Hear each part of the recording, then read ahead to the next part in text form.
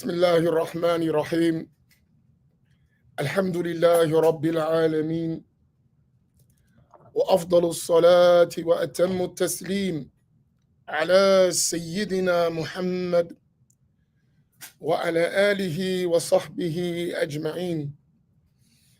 اللهم علمنا ما ينفعنا وانفعنا بما علمتنا وزدنا علما. أسأل الله تبارك وتعالى أن يجعل نياتنا خالصة لوجهه الكريم. يا رب, Ya Hayyu, Ya Qayyum. I praise Allah Tabaraka wa Ta'ala. I ask Allah Tabaraka wa Ta'ala to send countless blessings and salutations on Sayyiduna Muhammad sallallahu alayhi wa sallam, khayri khalqillah, the best of the creation of Allah, wa imamul muttaqeen, and the leader of the pious people, was Sayyidul Awwaleen wal Akhirin, and the master of those who came before and those who will come after. Habibu Rabbil Alameen, the beloved of the Lord of all the worlds.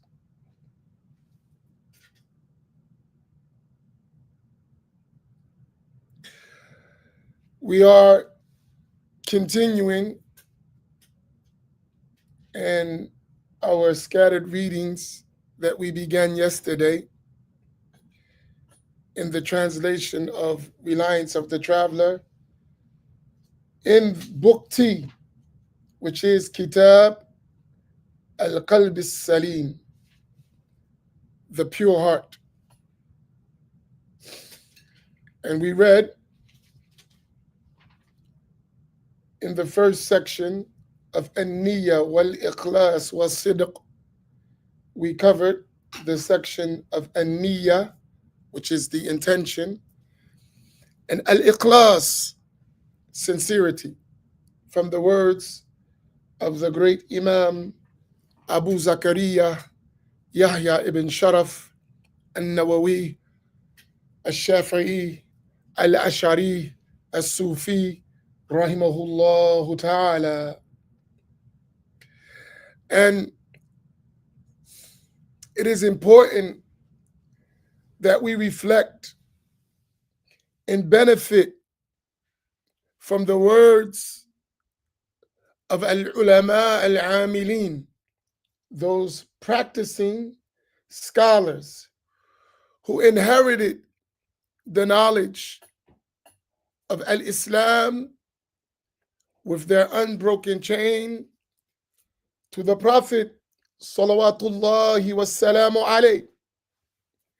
And these asanid, these chains, are our rope and our connection to turn on the lights, zahiran wa batina, outwardly and inwardly.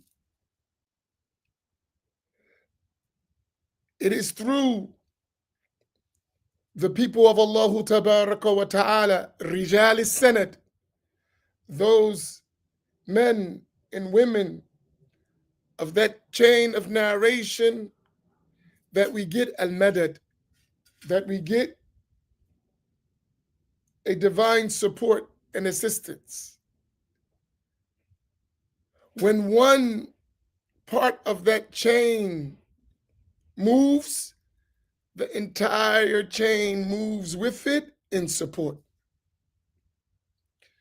So though our low selves are at the end of the chain, remember in that chain back to Sayyidul Wujud, the master of the existing things, Sayyiduna Muhammad sallallahu alaihi wasallam, are giants, mountains.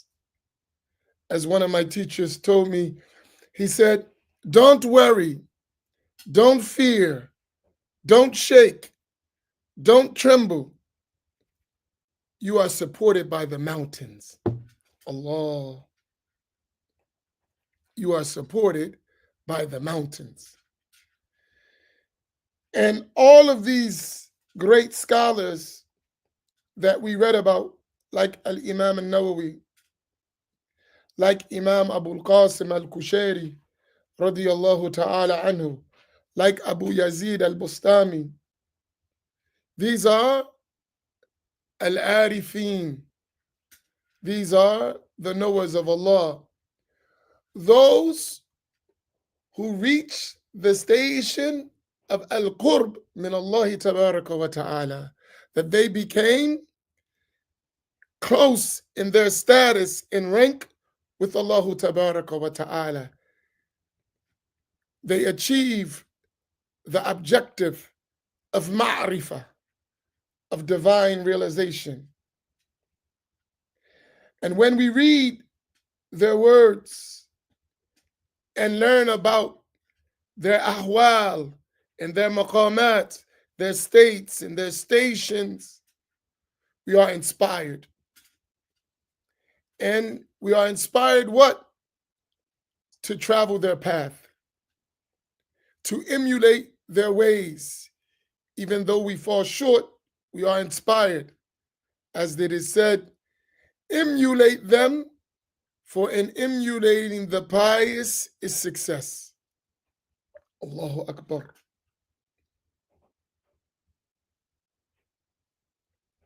And it may be that even if we cannot do their deeds inwardly and outwardly, by our love for them and our emulating them, we will receive their ranks. Allah. And this is not difficult for Allah tabaraka wa ta'ala. So with a good intention, with sincerity, we move, inshallah. So we reached up to page 799 in the section of as-sidq, truthfulness. Now, Bismillah. Let's begin with the name of Allah. Bismillah. Bismillahir Rahmanir Rahim. Nawawi. As for being true, Allah the Most High says, I will say this before we go.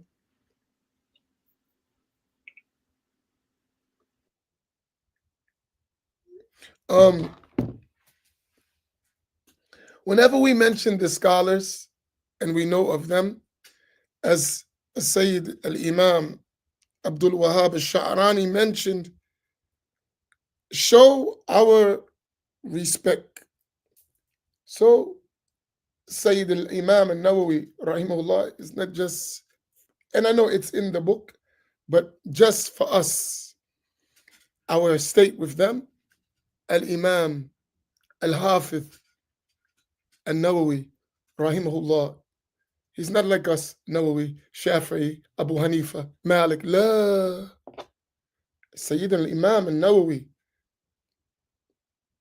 radiyallahu ta'ala anhu, rahimahullahu ta'ala. There is some ta'zeem that we should have with our ulama. So, inshallah, always give them a title of Atmanu Sayyiduna, our master, our leader, Al-Imam, inshallah. Bismillah. That's for all of us to remember when we're reading, because sometimes we are, for whatever reasons, we don't emphasize this enough, and we should, because how you think of someone is how you will respond to them. If you think of them highly, you will respond with great effort. If you think of them as equal, you won't, even the way you talk can determine how you act. So have ta'zeem for the ulama, for the arifin, for the awliya, and you will find in your heart a different attachment. Now, bismillah. Al-Imam An-Nawawi, rahimahullah. As for being true, Allah Most High says, O you who believe, fear Allah and be with those who are true. And here, Allah subhanahu wa ta'ala said, Ya ayyuhalladhina amanu, ittaqullah wa kunu ma'as sadiqin. Here, there's a command from Allah. So that means we don't have a choice. O you who believe, fear Allah, meaning obey Allah. What is meant here? Fulfill the obligations, refrain from the prohibitions. And as I said yesterday, and I hope we all made that intention, and if we did not, we'll correct our intention now. When you get up, I intend this day to fulfill all of the obligations and to refrain from all the prohibitions. That's an intention. We talked about intention. So never forget to make your intention. When you get up, even if you don't say any words is nice, but in your heart, I intend to fulfill all of the obligations and to refrain from all the prohibition. That is the essence of a taqwa. So Allah commanded us with that. And every day we should renew that. فَصَحَّحَ النِّيَّةَ قَبْلَ الْعَمَلِ. Correct the intention before the deed. Remind ourselves of that. Then, وَكُونُوا مَعَ الصَّادِقِينَ. And be, so that's a command, and be with those who are sincerely true. That's a people. How do you be with them? That is the suhbah, that is that companionship with the bodies, that is that companionship with the heart, that is that companionship with the souls. So when Allah subhanahu wa ta'ala commands us to be with those sincere, true servants of Him, for us, if we don't have the bodily companionship because of distance, we should always have the heart connection. One of the great awliya of Allah, Al-Habib Abu Bakr As-Saqaf radiyallahu ta'ala anhu, someone wrote him a letter. And he said to him, you don't need to write letters to me. We correspond to the heart. Allahu Akbar. You don't need to write letters. We correspond to the heart.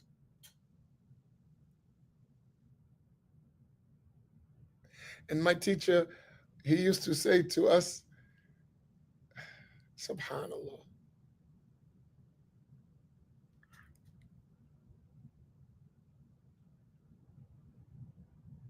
MashaAllah.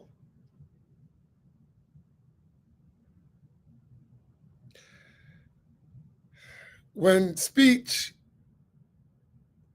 comes from the heart, it reaches the heart.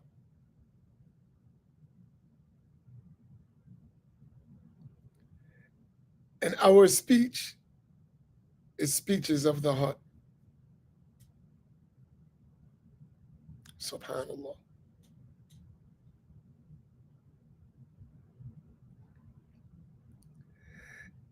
And I remember sitting with him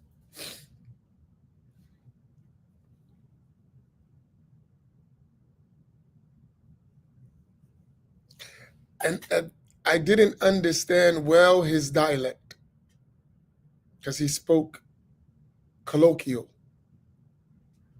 At that time, I used to struggle a lot to understand. And I couldn't talk like them, nor did I understand well. So we would be talking just together, companionship. And he used to always talk to me about the awliya of Allah. And every time he would tell me something, he would say, "Did the meaning reach you?" And it would be clear as if he was speaking English. He wasn't even speaking classical Arabic, colloquial, hard colloquial Arabic, right? But the meaning, as if he was speaking in perfect English. I would understand every single thing he was saying. And I was fascinated myself. So one night I asked him, I said, how is it that I'm understanding clearly? Because he would ask me to, because he understood regular Arabic very well, even though he didn't speak it very well, but he understood it. So I would express back to him what I understood, and it would be right on the point. And he would said, I asked him about it one day. He said, because the speech is speech of hearts. When hearts talk to one another, language is not a barrier. I said, subhanAllah. He said, when hearts talk to one another, language is not a barrier. Language is for people who don't have hearts. When you have hearts, you don't need language. I said, subhanAllah. Allahu Akbar.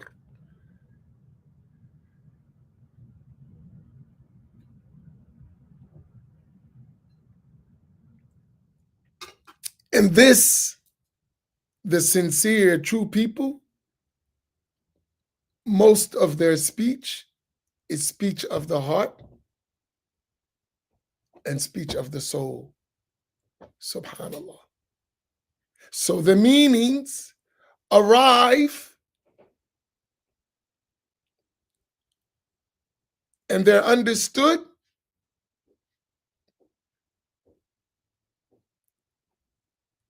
because of the language of connection.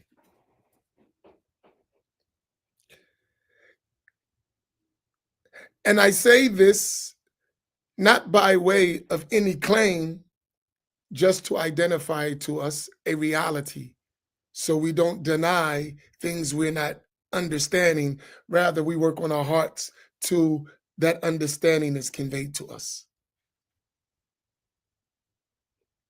We don't make no claim. No. None of us should make claims. However, we should not deny realities because we're blind. As our teachers used to say, the fact that one has blindness in one's eyes does not mean that the sun is not shining bright at high noon on a summer day. The fact that one has blindness in the eyes does not negate the fact that the sun is shining bright at noon on a summer day. Their speech of the sincere people who Allah commanded us to be with them, it's not veiled because our hearts are sealed and hard. Rather, you just can't hear it. So the job is to fix your heart. And that is work. And one way to fix the heart is to be with the truthful people. And they will fix your heart. Isn't that what we call Imam al-Haddad? Haddad al-Qulub, the heartsmith. What does the heartsmith do? The blacksmith, he changes elements to make things usable. It can be in one state and then he fixes it to another state, to it's a useful tool. So if our hearts are rusty, that heartsmith comes and works that heart to it is a pure vessel and tool used to travel to Allah Tabaraka wa Ta'ala. Naam, go ahead. T1.7 Sahil ibn Abdul Tustari, the servant who, rahimahullah, the servant who compromises his principles for himself or another will never catch even a scent of being truth. Sayyidi Al-Arif Billah Sahal ibn Abdullah al-Tustari, rahimahullah ta'ala, who was one of the great masters of the path of at-tasawwuf, told us the way we will get the scent of as-sidq, of truthfulness, is by not compromising our religious principles, not for ourselves, nor for someone else. In other words, the sincere servant of Allah is always steadfast on the truth and does not compromise that.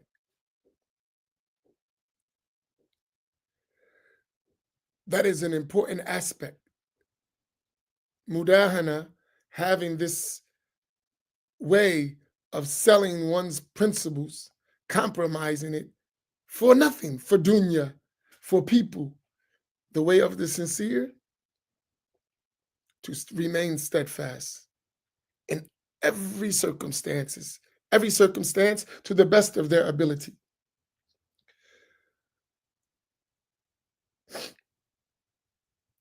And Sayyidi Sahal ibn Abdullah radiyallahu ta'ala anhu, he was speaking a beautiful statement. He said,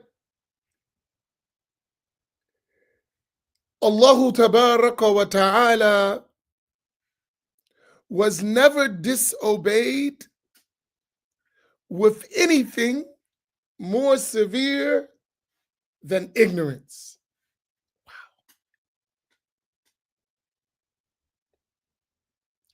Allah Tabaraka wa Ta'ala was never disobeyed with anything more severe than ignorance.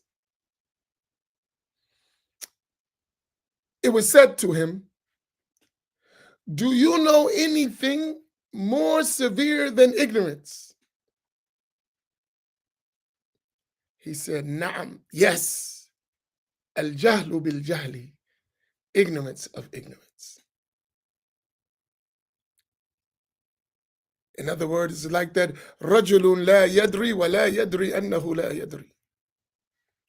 That man who doesn't know and doesn't know that he doesn't know. It's compounded ignorance. So there's ignorance, then there's compounded ignorance.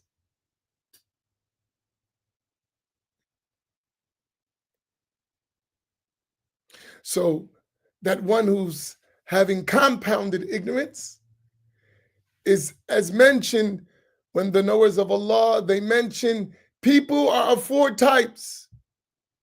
The one who knows and knows he knows, he's a scholar, a learned person that you should follow. The second, the one who knows and doesn't know he knows, he's a seeker's, he's sleeping and he should be awakened. The one who knows but doesn't realize he knows, he's sleeping and he needs to be brought to attention. He is in a state of heedlessness. Wake him up. The third person, the one who doesn't know and he knows he doesn't know, this one is a seeker of guidance, so guide him. The fourth person, the one who does not know and does not know he does not know, he's a devil that you should avoid. He's a devil that you should avoid. And that's that fourth category that Sayyidi Sahal ibn Abdullah Tustari was mentioning when he said, ignorance of ignorance. So, in order for us not to be in that state, let us always be in the process of seeking knowledge and to be truthful in that. Don't compromise our principles for ourselves or for anyone else. It is related that Sayyiduna Harith al-Muhasibi, rahimahullah, Allahu ta'ala rahmatun wasiya. a person who is true would not care if his whole value vanished from the hearts of men for the sake of bettering his heart. Allahu Akbar. Think of that. That man who is sadiq, that servant that is truthful, if no one cared about him, for the sake of his heart being cleaned, being rectified, it would not bother him at all. Subhanallah. That's a state in and of itself.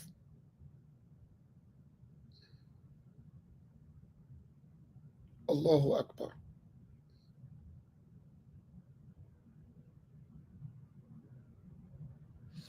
Allahu Akbar. That is a state. Just to be like that.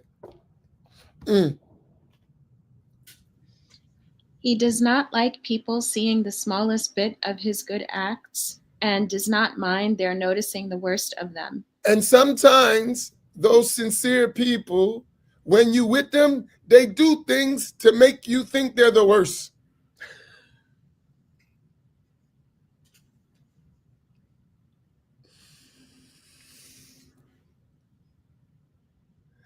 The way sometimes they act will make you run from them as a test, to test your truthfulness, your irada. What do you really want?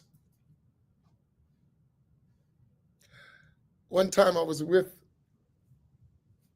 one of our teachers from the house of the Prophet sallallahu alaihi wasallam, and we were on a journey to visit the place of one of the great pious people. And it was a rough journey. And I asked him as we were, I said, why don't they make this journey a little bit easy? Like, no one's going to want to go through all this. He looked at me. He said, it's this way to keep the insincere people out.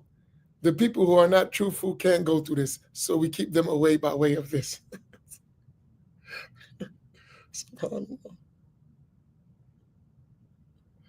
He said, we keep the people who are not truthful away this way.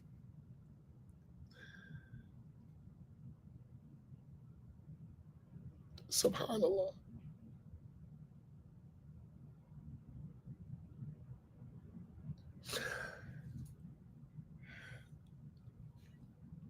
Whoever wants to travel the path to Allah subhanahu wa ta'ala truthfully, prepare yourself for difficulty.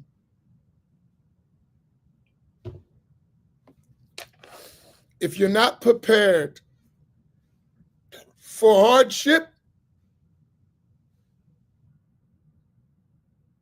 you're not serious. You just want to do something, but you really don't want to do it.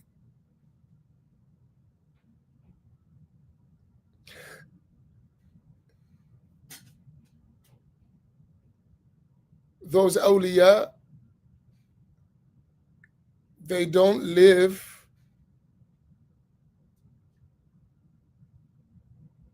for the acceptance of the creation. They only live for the acceptance of the Creator. And their scale is measured in their struggle, in their patient perseverance in enduring masa'ib, shada'id, difficulties, hardships, for the sake of purifying their heart.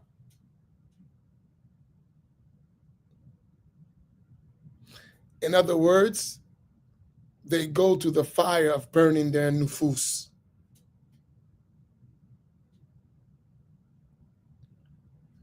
Their lower selves. So sometimes,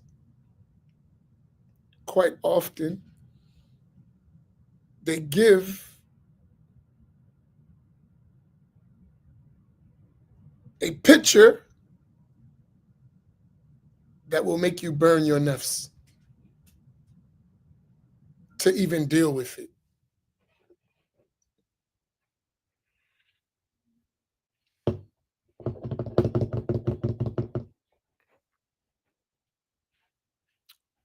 So endure. Endure so that you can reach your objective. Endure.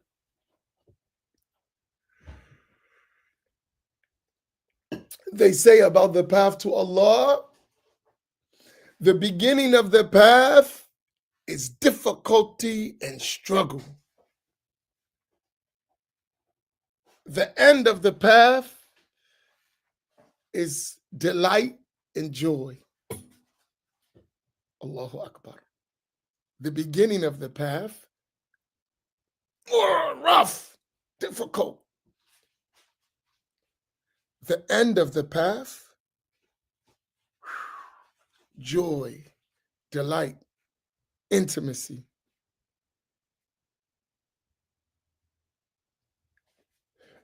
Go to the Surah of the Spider, the last verse.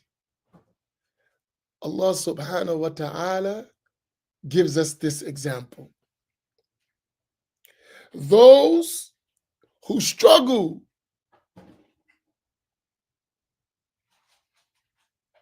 for us, meaning for Allah subhanahu wa ta'ala, they really struggle. وَالَّذِينَ جَاهَدُوا فِينَا, in our way. We will certainly guide them to our path. That certainly guide to our path, that's the joy. The struggle is the beginning. The end result,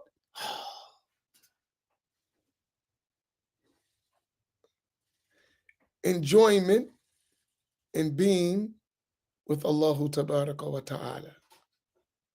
But at the beginning of that, he's with you. And he brings you to that struggle to you be with him.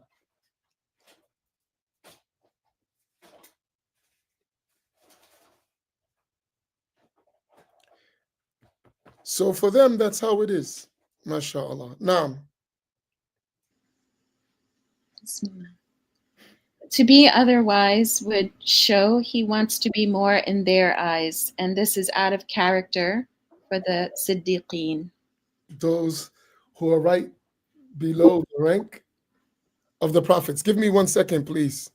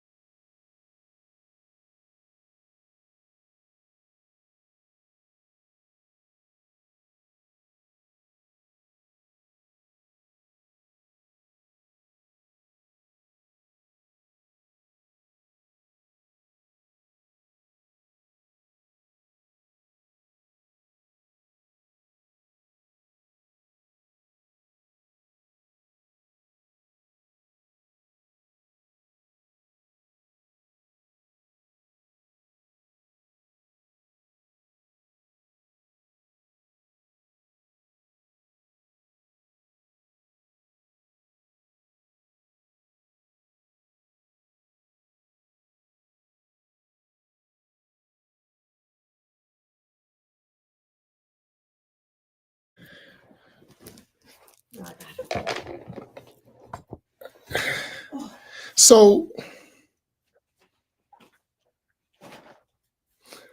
those pious people, those high-ranking, truthful servants of Allah, they're never looking at the envious gaze of creation. They don't care of their status with people. They're only concerned with their rank with Allah subhanahu wa ta'ala.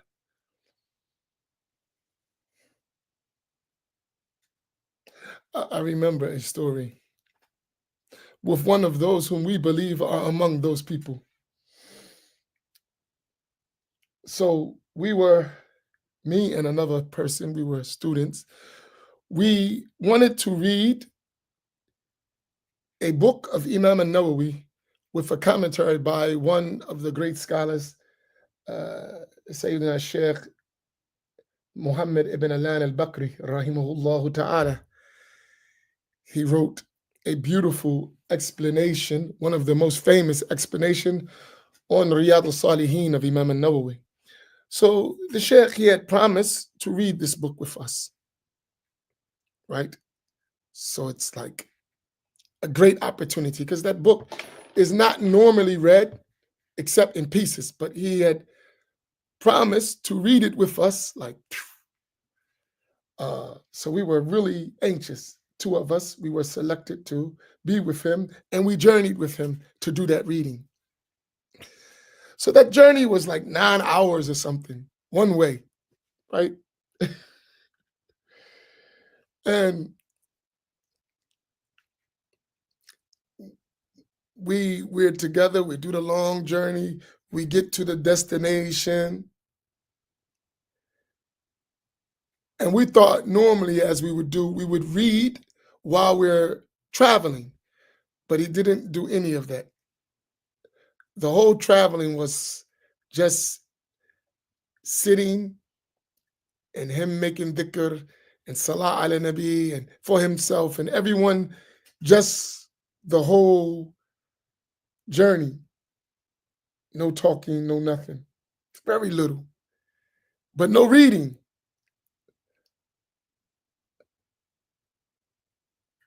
I'm like, because I knew that time we would probably get a lot done, right? But we didn't get anything done, which was outside the norm. Then when we get to the place, the first day, nothing, no reading. And I remember sitting to myself, like, we came all this distance. And I said to myself, in my foolish mind, and wasted all this time, and we didn't even get the job done. Young, don't know no better.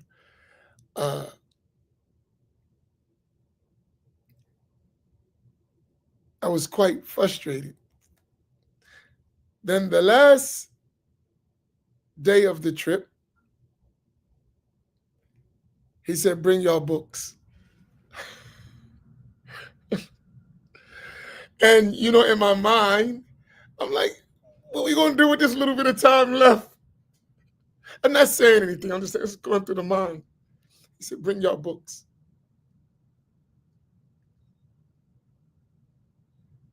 And we started to read.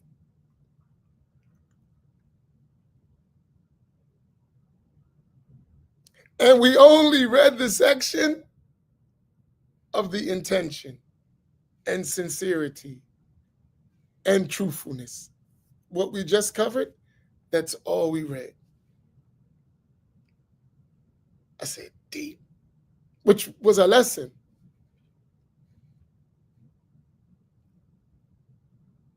That's all we read. Doing things with the proper intention, sincerely for the sake of Allah. That's it. And then when we finished reading those parts, he's like, that's enough. SubhanAllah. Allahu Akbar.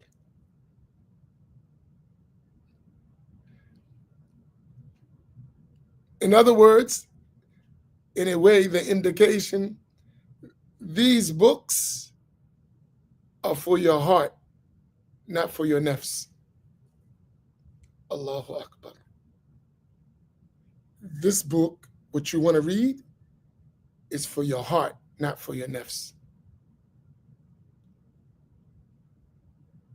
And he said about it, as I told you before, that Kitab Riyadh al-Salihin is a book of tasawwuf, which relates to your heart.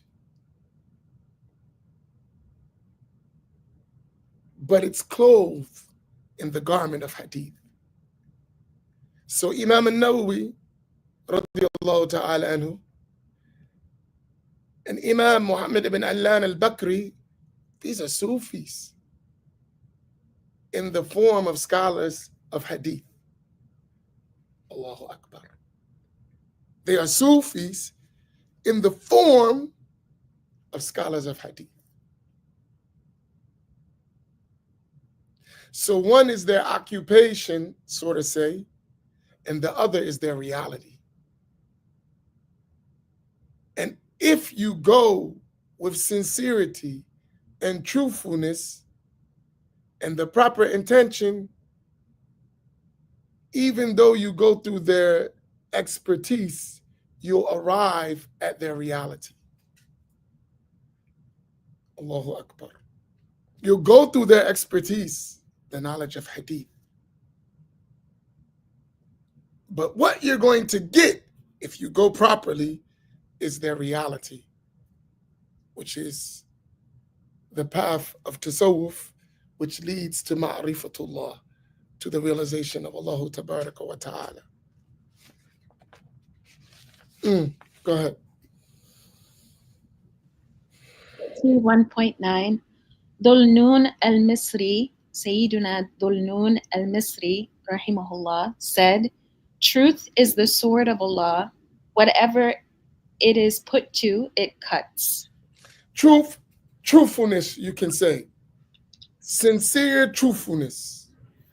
As-sidq. It is the sword of Allah. It is not placed on anything except that it cuts through it.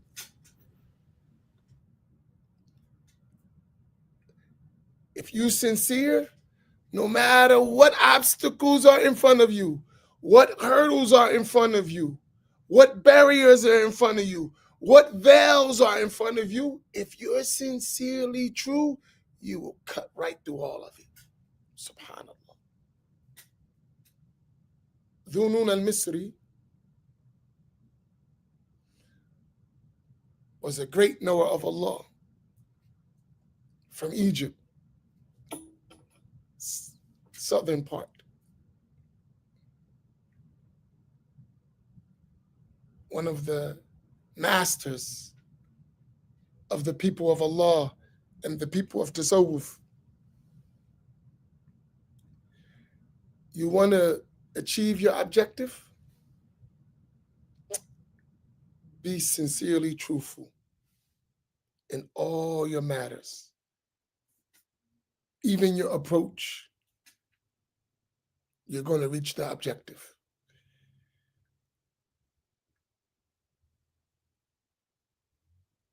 And all of these great Imams, including the one quoting them, Imam al-Nawawi, Sayyidina Sahal ibn Abdullah al-Tustari, Sayyidina al-Harith al-Muhasibi, and Sayyidina Dhul-Nun al-Misri, all of them reached the goal.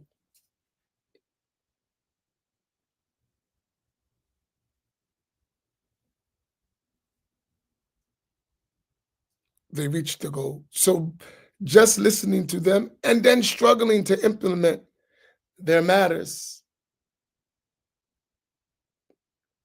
their advices, will make us winners. Al-Harith al-Muhasibi, radiyallahu ta'ala anhu, he said, there is no good in the one who does not give sincere advice. And likewise, there is no good in the one who does not accept sincere advice.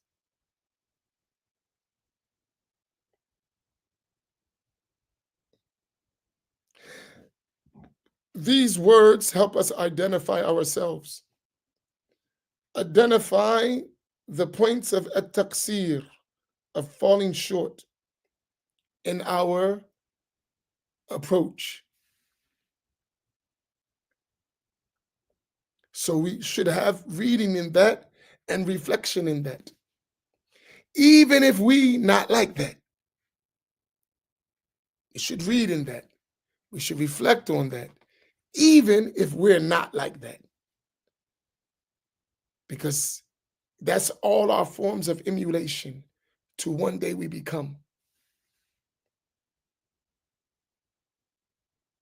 And we understand that that's a journey. It's a journey. It doesn't happen easily, except for the one who Allah facilitates and makes it easy. But for most of us, it's going to be struggle.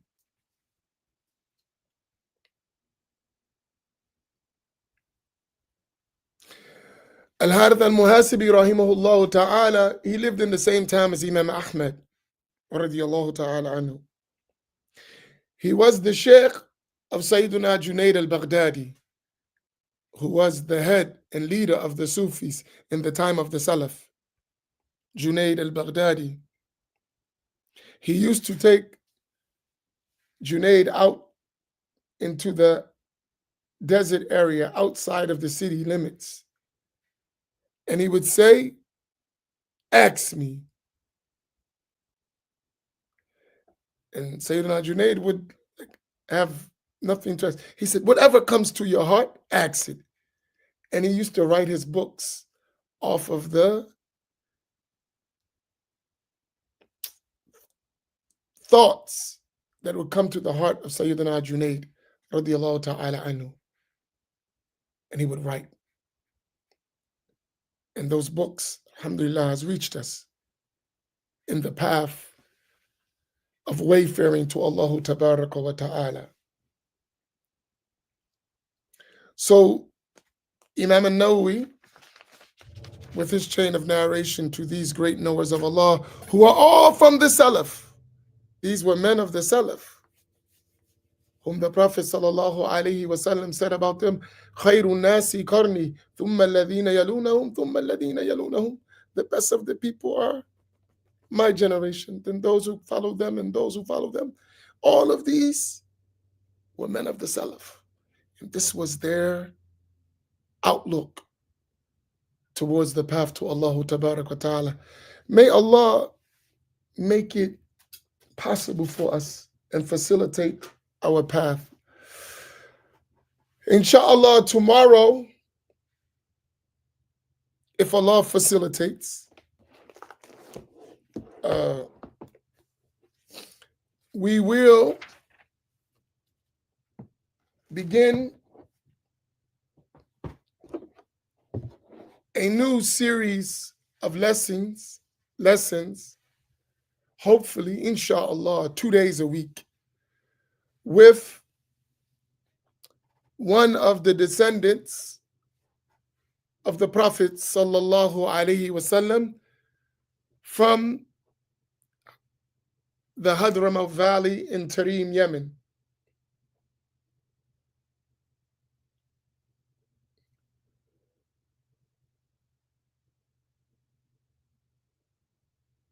We will begin to study one of the books authored by one of the senior living scholars of the Ba'alawi path, Sayyiduna wa Shaykhuna Al-Habib Zain bin Ibrahim bin Sumait, radiyallahu ta'ala anhu. We will be studying one of his books and explaining the hadith of Jibril with his grandson.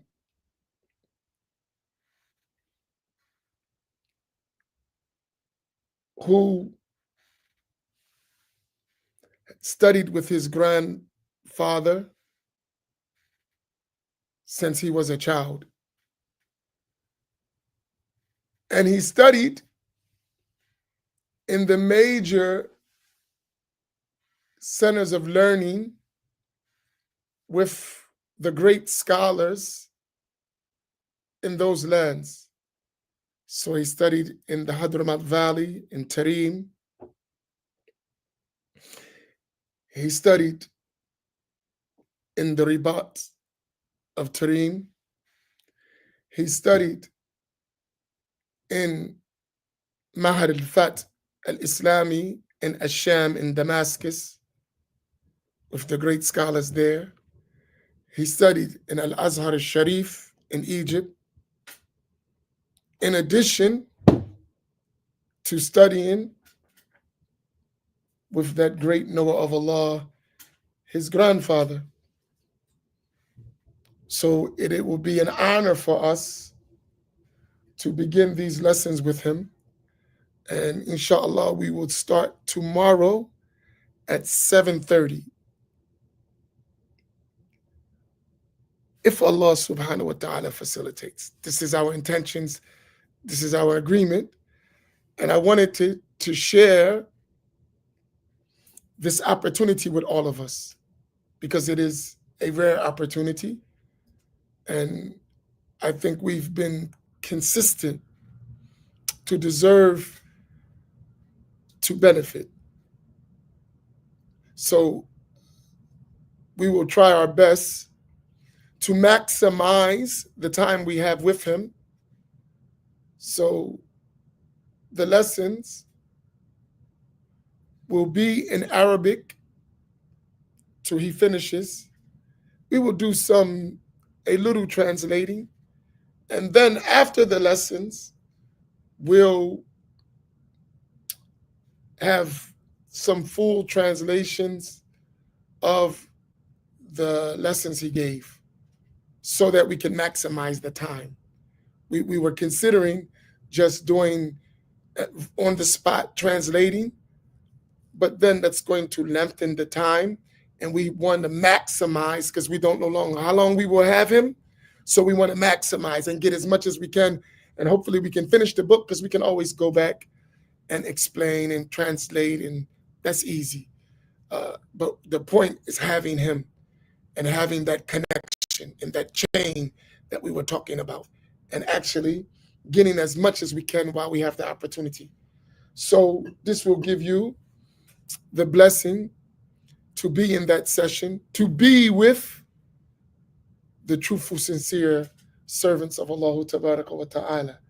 So that would be starting tomorrow morning at 7:30. It will be Saturday and inshallah Mondays. We're trying to get both days, Saturday and Monday. So our schedule is going to change a little bit because of that. May Allah facilitate. But it will be a unique opportunity for us. And the first time he's done something like this. So we should be extremely grateful that Allah subhanahu wa ta'ala selected us to be of those who receive.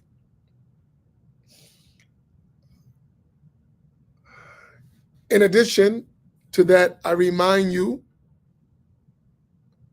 of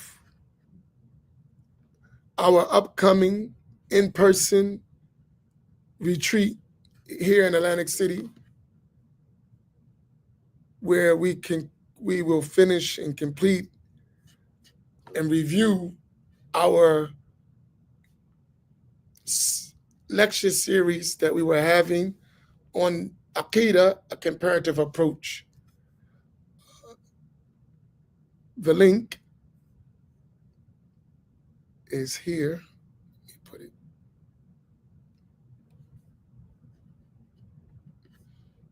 Please, this is a register event. Please register.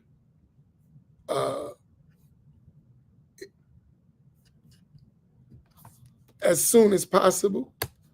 Why? No, there's not a suggested donation. There is a mandatory donation and a fee. It's $100. It's Friday, Saturday, and Sunday. But what we do with that, we have food. It's a lot to it. And anyone who's been to our programs know that we take care of our guests. So it is a fee for it. So you're talking $35 a day. We have breakfast, we have dinner, and then you have all day classes. And this is nothing for what you receive, but we have to facilitate it. One day, I pray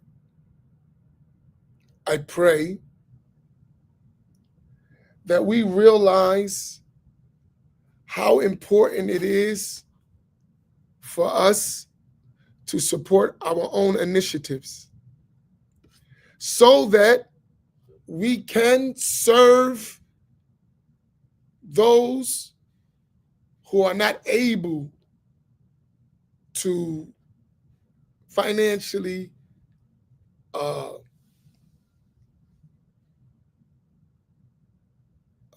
take care of attending all the things that we do.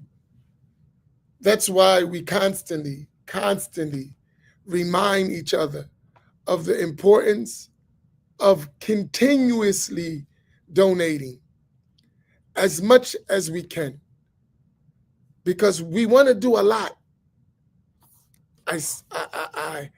I wish that we could do all that I would like to do. But we are in America. And as I always remind us, free is not free, not in America. It doesn't work. So there is cost for everything. So if all of us do a little, and some of us who are able do a lot, we can accomplish most of the things we would like to do. We could do it together. So if everyone do a part, it's achievable. If everyone just do a part regularly and make the intention that I'm serving the deen, I'm aiding people to give a da'wah, to educate, to study, to memorize. I'm facilitating that with my support. And in our communities, it's definitely needed. It's needed so bad. The support that's needed to do this work. So please, please, please be generous in every way you can.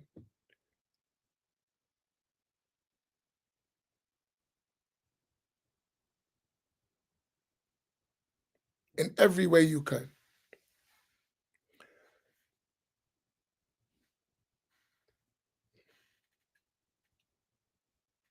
One of my sheikhs, he said something to me I will never forget.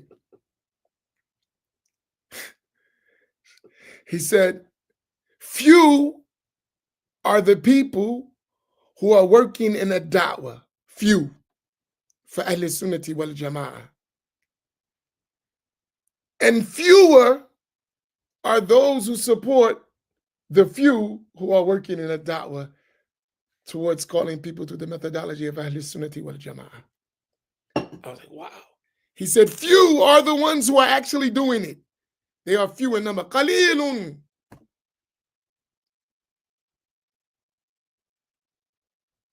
And he said, the ones who are helping those few are fewer, less. So there's a lot of work. And me, myself, that's why I keep saying what Imam al-Haddad mentioned to us, jahid to shahid. Because sometimes we can do the job. We just don't want to struggle. And that needs to be emphasized to us. You're not going to see the result if you don't put in the work. You have to be willing to struggle. You have to. The thing is, you need to realize that you must do it. You don't have a choice, really. The problem is we think we have a choice because we're deluded. You don't have a choice. You think you do. You really don't. If you knew the reality of the matter and you understood it, you would realize you don't have a choice. Even if it appears to you you have a choice, you don't. You have to put in the work. And the only reason you make excuses for not putting the work, because you don't understand. You really don't understand. If you understood,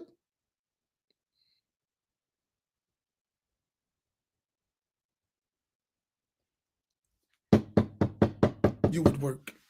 You would see why Abu Bakr as-Siddiq was Abu Bakr as-Siddiq, radiyallahu ta'ala anhu.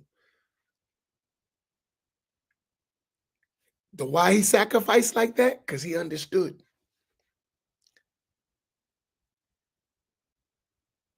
He understood what the work was. Sayyiduna Ali, Sayyiduna Uthman, Sayyiduna Umar, and Ashab al-Nabi sallallahu alayhi wa sallam, the rest of them, they understood. That's why they were willing to sacrifice. So it's a matter of understanding. And sometimes we just keep teaching and keep teaching, till one day it hits the heart. Because once it hits the heart, you done. You got it. But the reminder is needed. Reminder, because it benefits the believers. I want to see the day. I pray. Maybe I might not live that long. But I always have a hope that I see the day in underserved communities where circles of knowledge, scholars are developed, knowers of Allah are developed, circles of spirituality are just the norm. Education, high levels of the Islamic sciences, along with the essential knowledge that's normal, is just the normal thing in our communities. Madad, spiritual openings, are witnessed among us like I drink coffee in the morning. I long for those days when all of us know our connections, our asanid are connected, our lineages in religion are preserved, our books are preserved and taught. Our children, they're not guessing. You ask them, what did you learn in this? What did you learn in that? What did you learn in this? What did you learn in that? From whom did you learn? They just go like this. Boom, boom, boom, boom, boom, boom, boom. And they're at the level where people come to them to benefit because we show value in the gifts that Allah gave us. It's going to happen. And it's in the stages of happening, but it's the struggle period now. We're in the stage of mujahada, and there are signs of mushahada. But there's going to come a time where it's realized. Because we're going to keep working, inshallah. We're not going to stop. We're going to keep working, keep working, keep working, keep working, keep working, and overcoming the obstacles, right? Till we get it done. And remember, it doesn't take a lot. He said, Qalil, small. But as they also say, a little from you, the people of Allah, is not a little. Rather, from you, a little is a lot. Why? Because of the secret in it. It's not the deed, it's the secret inside the deed. So let us work. Let us realize what we need to do, and let us do it. Let us get busy. We can do it. Barakallahu fikum wa sallallahu ala Sayyidina Muhammad wa ala alihi wa sahbihi ajma'in. Assalamu alaikum wa rahmatullahi ta'ala wa barakatuh.